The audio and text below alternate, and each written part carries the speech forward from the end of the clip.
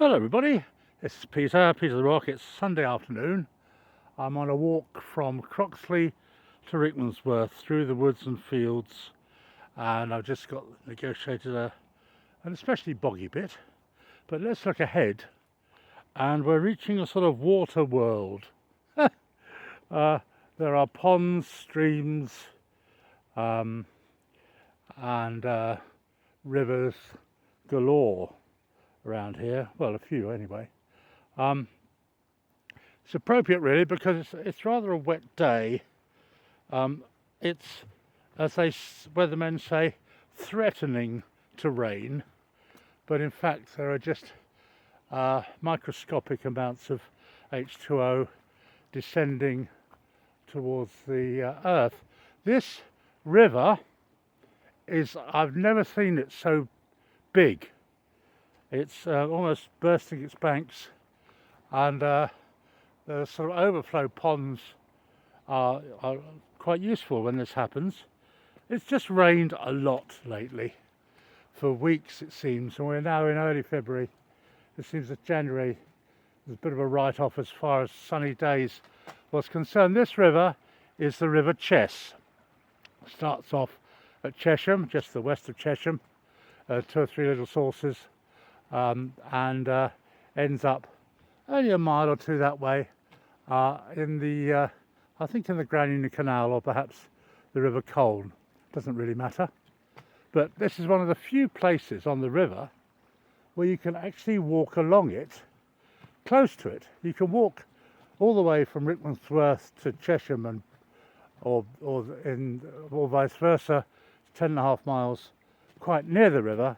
But very rarely do you actually get to see it, which is disappointing for those of you, and myself included, who like looking at water. I was born and brought up on the coast, and of course in those days, and perhaps still, it was rather pleasant to look out over the sea, over the English Channel, or La Manche for my French, pour mes vieux français, and see the ships out in the channel, which apparently is one of the busiest stretches of waterway in the world, although it's 23 miles wide, as I'm sure the people who tunnel underneath it back in the 80s and 90s were fully aware. Oh, I've got another inch further on, Barry. Oh, that's good. Another inch nearer France. Shall we stop and have a cup of tea? Yeah, all right, Barry. By the way, my name's not Barry, it's Larry. Oh, I can't hear anything over the din of all this drilling. Anyway, here's a sign, folks. And it points in various directions, as signs often do. I'll just come along public footpath there in the middle. It says one, I don't know really what that means. And there are various places near here like Scotsbridge Mill, Croxley Green, Rickmansworth, that sort of thing. So this, what I'm on now, is the main recommended Chess River Valley path from Rickmansworth to Chesham.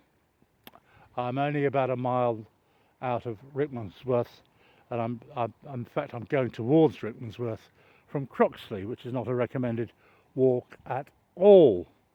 The features of this area are, well, they're an acquired taste. There are two coming up, which you may have spotted already in the bit of filming I've done. One is this sort of a notification about the River Chess at Scotsbridge. I wonder why it's called Scotsbridge. Perhaps there was a Scotsman who thought it would be a good idea to put a bridge over it. I just don't know. This tree, I think, was planted, I mean, it's so old, you know, it's hundreds of years old. And the theory is that it was planted by Henry VIII himself when he was on his holidays going from a walk towards Rickmansworth to get a cup of tea, which he often did, but because he used to fly beneath the radar quite often, and his courtiers, who were quite a condescending bunch, and you know, like to sort of butter him up a bit because he had the power of life and death over people, which he demonstrated a few times. Anyway, his courtiers said, "That's a very nice tree you've planted there, Henry. And who knows, maybe in 2025, some passers-by will appreciate the work you put in planting it.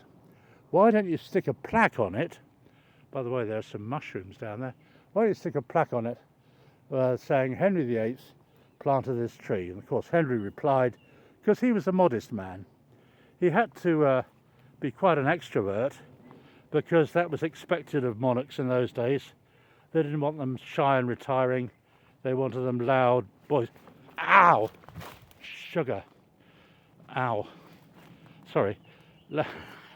Just tripped up over.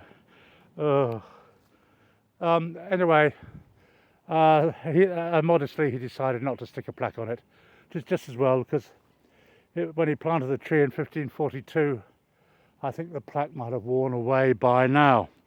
So there we are, Peter the Rock, exploring and nearly tripping over some weeds and bindweed and nettles and all that, all for the sake of art.